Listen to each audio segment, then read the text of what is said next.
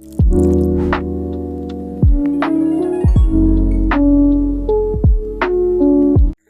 name is Emmanuel Worgu, and I am a developmental disability specialist. I work with children with neurodivergence or neurodiversity.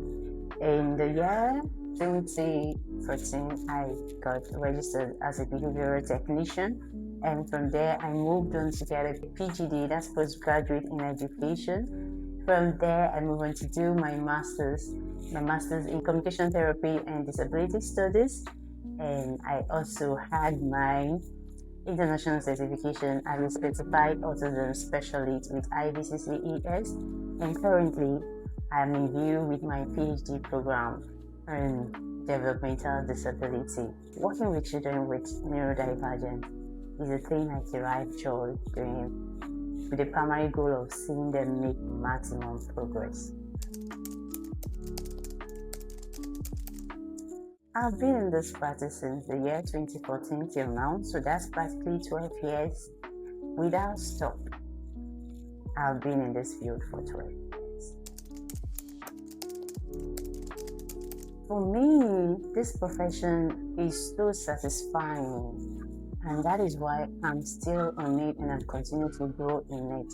Why is it so satisfying? Because working with children with special needs, especially the neurodivergent, is an aspect that I see individuals coming with no skill for themselves. I mean, some people in the society don't even believe that they could be worked on, they could improve.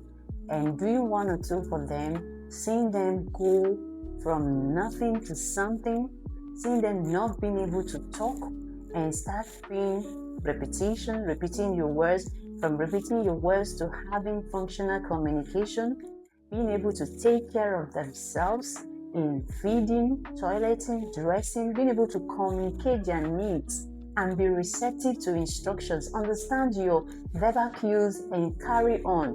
What else could be mind-blowing than this? This is very satisfying for me. For me, it's the retraining of the brain that helps them to have functional living that I'm so passionate about. And this has kept me on this field, or will continue to keep me on this field. For every profession, there's always a challenge in the sense that there are things you can deal with and there are things you need to learn how to live with. So working with children with special needs of autism, like autism, Down syndrome, cerebral palsy, is of great challenge, especially when it comes to do with having professionals that are trained to be able to handle this. Seeing that we are very few in this profession, and not just that we are few that are qualified to do this job. So in the case where you have to hire and start all the training to ensure that the child receive quality service is very challenging, but we are happy doing it anyway. So the few professionals in the field is challenging.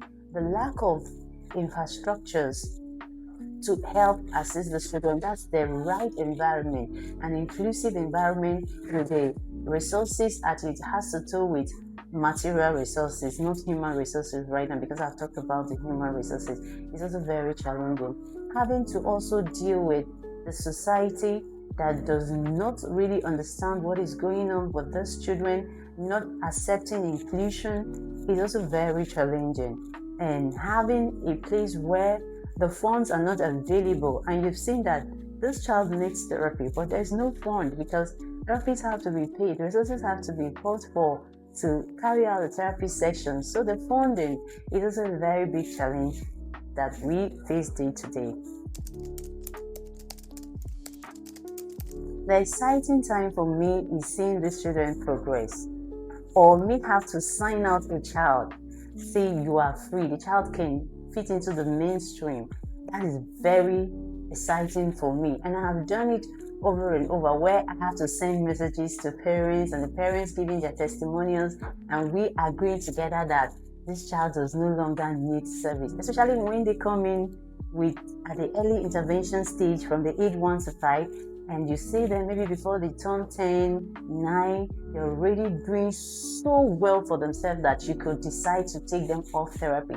So taking a child off therapy is the most exciting time for me. The next exciting time for me, having to discuss progress report, that as I'm saying it, the parents are agreeing to, yes, we have seen the child do this. You could see the excitement on their face and the release on their faces.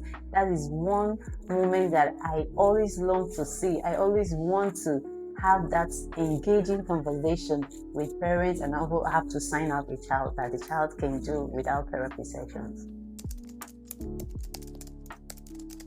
Yeah, dealing with parents with special needs, children or person, it's something you have to be empathetic about first. You need to understand that for a parent to have a child with special needs, you are not just dealing with a child alone, you're also dealing with a parent, because it's very emotional draining, it's very financial draining, it's very complicated for them. Emotions are in play, so when their emotions are very high, you have to let down your own. You have to be empathetic, you have to be supportive, you have to put them in your shoes and be all that professional that you can. At the same time, helping them to take the right decision. We might not be able to take the decision for them, or I might not be able to take the decision for them, but by God's grace, I have had what it takes to guide them to take the right decisions. For instance, you see a parent who could come up and like, oh, I want to be off therapy because no fun to continue with the therapy sessions. They'll be like, okay, how best can we help this child to, knowing fully well that they don't have the resources, you have to guide them to take the proper decision. For parents too, who might want one domain for the child that the child is not yet ready, you have to also guide them well to ensure that the right decision is taken. So for me, working with parents with special needs is something that you have to be, first of all, empathetic about and understand their emotions. Emotional intelligence goes a long way to help me. Especially in Africa, we have very limited support from the community and from the government as well. But I believe that a lot of organizations, a lot of other facilities too are preaching this awareness and acceptance. Okay, and we can see that there is a new trend right now. Like for instance, in Nigeria, some governments are coming in. You can see some states now, they have their therapy center. So I believe that with time, awareness is still going, but as it is right now, we have little to no support from government and from the community. You cannot support what you don't know about.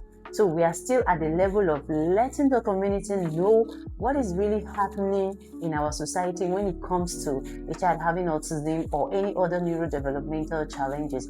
So we are still at the point of awareness. And there are good people too who are well informed, and they are donating, they are helping to pay for the therapy sessions of those children. And we have that, but it's still at a very low state. More needs to be done for advocacy, more needs to be done for sensitization, more needs to be done for awareness, so that people are aware and give the maximum support that we need. Because we as an organization handling these children, we need the support. The parents as well need the support. Inclusion is the way forward.